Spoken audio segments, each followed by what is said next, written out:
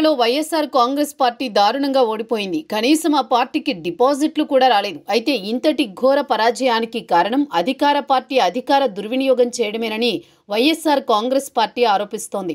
పోలీసులే పసుపు కండువాలు వేసుకుని ఎన్నికలు నిర్వహించారని ఆరోపించింది. జగన్మోహన్ రెడ్డి అయితే తీవ్ర ఫ్రస్ట్రేషన్లో కర్నూలు రేంజ్ డీఐజీ కోయ ప్రవీణ్ పై సంచలన ఆరోపణలు చేశారు. ఎవడి కోయ ప్రవీణ్ అంటూ ఏకవ్యాఖ్యంతో సంబోధించారు. ఆయన ఒకప్పటి తెలుగుదేశం పార్టీ ఎంపీ గరికపాటి రామ్మోహన్ రావుకు సమీప బంధువు అని చెప్పుకొచ్చారు. ప్రస్తుతం గరికపాటి బీఆర్ఎస్లో ఉన్నారు.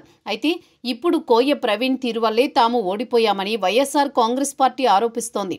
అయితే కోయ ప్రవీణ్ లాంటి ఐపీఎస్ అధికారి గతంలో రాజశేఖర్ రెడ్డికి సైతం ముప్పు తిప్పలు పెట్టించారు. కడప జిల్లా ప్రజల మన్ననలు అందుకున్నారు. 1978 నుంచి పులివెందుల నియోజకవర్గం వైఎస్ రాజశేఖర్ రెడ్డి కుటుంబం చేతిలోనే ఉంది. రాజశేఖర్ రెడ్డి తనదైన శైలిలో రాజకీయాలు చేయడంతో కడప జిల్లా అతని కనుసన్నల్లో నడిచింది. అయితే మారిన రాజకీయ పరిస్థితుల నేపథ్యంలో రాజశేఖర్ రెడ్డి కడప పార్లమెంటు స్థానానికి 1989లో పోటీ చేశారు.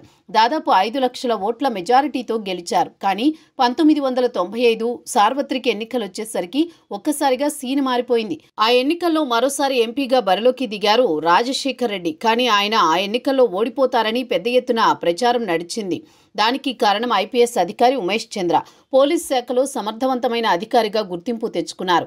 అటువంటి వ్యక్తి కడప జిల్లా ఎస్పీగా వెళ్లారు. ఆ సమయంలో సార్వత్రిక ఎన్నికలొచ్చాయి. అయితే రౌడీ షీటర్లు, ఫ్యాక్షనిస్టులు, నేర చరిత్ర ఉన్నవారిని ముందస్తు అరెస్టులు చేశారు. దీంతో రాజశేఖర్ రెడ్డి శిబిరంలో భయం మొదలైంది. ఎప్పుడూ రికార్డు స్థాయిలో గెలిచే రాజశేఖర్ రెడ్డి మెజారిటీ 5,000కు పడిపోయింది. ఒకానొక దశలో ఓడిపోతారనే సంకేతాలొచ్చాయి. చావు తప్పి కన్నులోటపోయిన విధంగా బయటపడ్డారు రాజశేఖర్ రెడ్డి. అయితే తదనంతర పరిస్థితుల్లో ఉమేష్ చంద్ర కడప జిల్లా నుంచి బదిలీ అయ్యారు. ఆ సమయంలో కడప ప్రజలు ఉమేష్ చంద్రను సన్మానాలతో ముంచెత్తారు. ఆయన సేవలను కొనియాడారు. అయితే ఇప్పుడు కోయ ప్రవీణ్ విషయంలో అదే తరహా ప్రచారం నడుస్తోంది. వైఎస్ఆర్ కాంగ్రెస్ హయాంలో అప్రాధాన్య పోస్టులో ప్రవీణ్ను ఉంచారు. కూటమి అధికారంలోకి వచ్చిన వెంటనే కోయ ప్రవీణ్ను కర్నూలు రేంజ్ డీఐజీగా నియమించారు.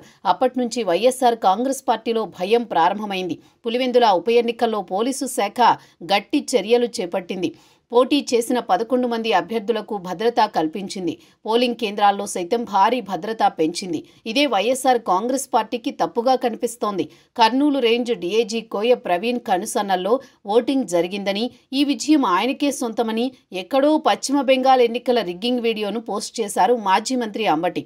జగన్మోహన్ రెడ్డి అయితే ఒక సీనియర్ ఐపీఎస్ అధికారి అని చూడకుండా ఎవడీ కోయ ప్రవీణ్ అంటూ ఏకవాక్యంతో సంబోధించారు. తనలో ఉన్న ఫ్రస్ట్రేషన్ను బయటపెట్టుకున్నారు. అయితే పోలీసు శాఖల అధికారులు కఠినంగా వ్యవహరించిన ప్రతిసారి కొందరు అంటూ నేతలకు ఇబ్బంది కలగక మానదు. అప్పట్లో రాజశేఖర్ రెడ్డికి ఉమేష్ చంద్ర ద్వారా నష్టం జరిగితే ఇప్పుడు జగన్మోహన్ రెడ్డికి కోయ ప్రవీణ్ ద్వారా జరిగిందని చెప్పొచ్చు.